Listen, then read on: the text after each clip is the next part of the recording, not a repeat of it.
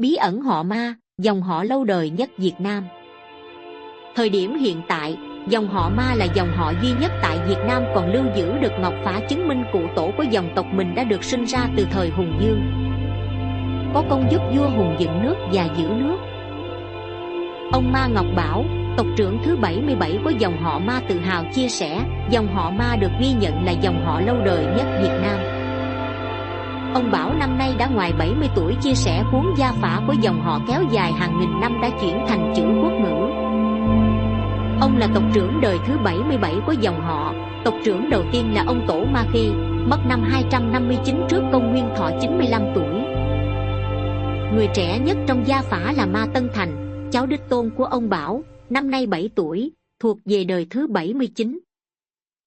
Ông Bảo cho biết, trong 18 chi họ Hùng tồn tại ở Việt Nam với gần 90 đời vua thì cụ Tổ Ma Khê của dòng họ là con Hùng Nghị Dương thứ 3 năm 354 trước công nguyên, thuộc đời Hùng Dương thứ 17.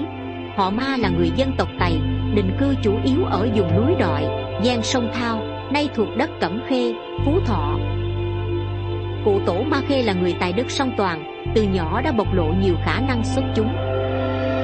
Năm 18 tuổi, ông đã thay cha giữ chức tộc trưởng đứng đầu bộ tộc Tày núi Đọi.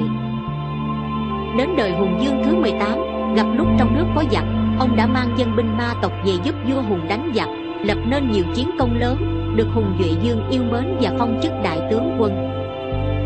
Sau đó, ông được giao nhiệm vụ trấn thủ đất Phong Châu, đóng quân ở ngã ba sông Bạch Hạc.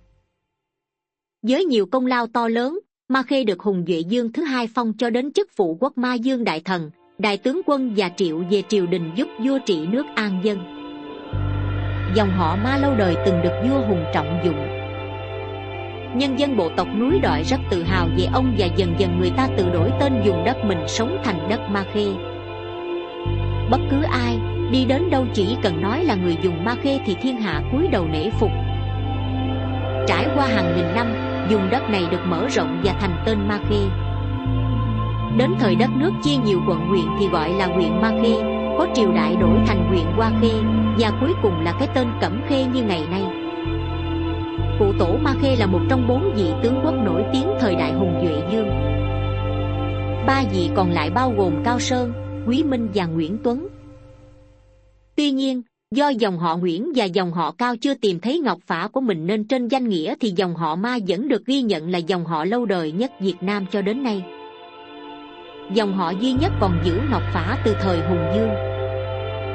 Cụ Ma Văn Thực 1917 đến 2004, thân sinh của ông Bảo, vừa theo Hán học, vừa theo Tây học, là người được cha mình là cụ Ma Văn Thị 1878 đến 1950 giao cho giữ tộc phả và hàng năm lo việc cúng tế giỗ chạp tổ tiên. Ông Ma Ngọc Bảo tiếp tục chia sẻ, thời chiến tranh, các bản gốc của gia phả bị hủy hoại hoặc thất lạc, nhưng cha tôi đã kịp chuyển thành chữ quốc ngữ. Sau này ông Bảo sao ra nhiều bản để gửi cho các chi nhánh dòng họ Ma ở Phú Thọ, Yên Bái, Tuyên Quang. Có rất nhiều điều mang tính truyền thuyết xung quanh cuốn gia phả dòng họ này, nhưng có những dấu tích vẫn nằm trong dư địa chí miền Trung Du Phú Thọ. Nhà nghiên cứu văn hóa dân gian Phú Thọ, Nguyễn Hữu Nhàn cho biết, truyền thuyết về dòng họ Ma gắn liền với thời Hùng Dương thứ 18. Đồng thời cũng gắn liền với những ngôi đền thờ, tên núi, tên sông nay vẫn còn tại tỉnh Phú Thọ. Đó là đền Kim Giao thờ ông Ma Khê, tại xã Văn Khúc, huyện Cẩm Khê. Tương truyền bộ tộc người Tày họ Ma dưới chân núi Đọi Đèn ở đây đã triệu tập binh mã giúp Hùng Dương đánh thắng giặc, giữ yên bờ cõi cho nước Văn Lam. Thời điểm ấy, họ Ma xây thành trì của riêng mình, lấy tên là Ma Thành, nhưng để tránh từ ma trong tiếng người Việt nên gọi là Thành Mè. Hiện nay ở thị xã Phú Thọ vẫn còn những dấu tích có tên chợ Mè, bến, sông, Mè. Đền Trù Mật vẫn còn giữ được nét kiến trúc cổ kính từ nghìn năm trước. Theo lời kể trong ngọc phả dòng họ Ma, kể từ sau đời cụ Tổ Ma Khê, họ Ma lui về ẩn dật, làm ruộng. Mãi cho đến đời thứ 43, một người con của dòng họ là Ma Xuân Trường, 930 đến 966, đã đi vào sử sách nước nhà. Thời điểm đó là thời nhà Ngô tan rã, đất nước rơi vào loạn 12 sứ quân. Vùng phía Bắc do một người là Kiều Thuận cai quản với một vị tướng dưới quyền là Ma Xuân Trường. Trong cuộc chiến 12 sứ quân, Ma Xuân Trường có công giải cứu Kiều Thuận khi đã bị thương. Sau đó Ma Xuân Trường đưa cả họ tộc chạy lên Tuần Quán, Yên Bái thì qua đời tại đây, thọ 36 tuổi. Hiện ở Tuần Quán vẫn còn miếu thờ ông. Sau khi dẹp loạn 12 sứ quân, Đinh Bộ Lĩnh lên làm vua, lấy hiệu Đinh Tiên Hoàng. Ông đã không trị tội Kiều Thuận, mà để an dân, ông còn phong danh hiệu Trung Quân Ái Quốc và ban cho dân lập đền thờ.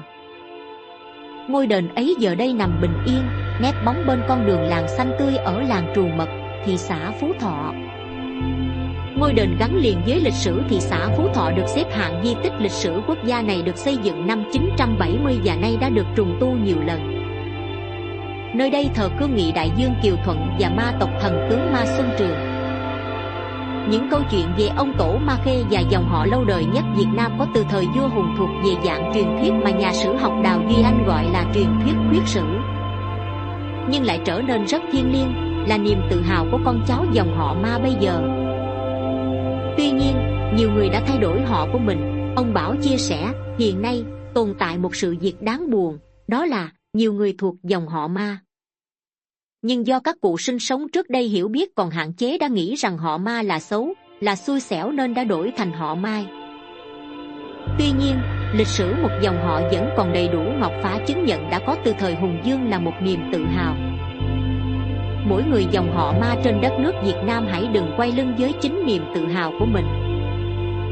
Tuy nhiên, những người họ Ma dòng họ lâu đời nhất Việt Nam vẫn rất đông và sinh sống khắp cả nước, ông Bảo cho biết thêm.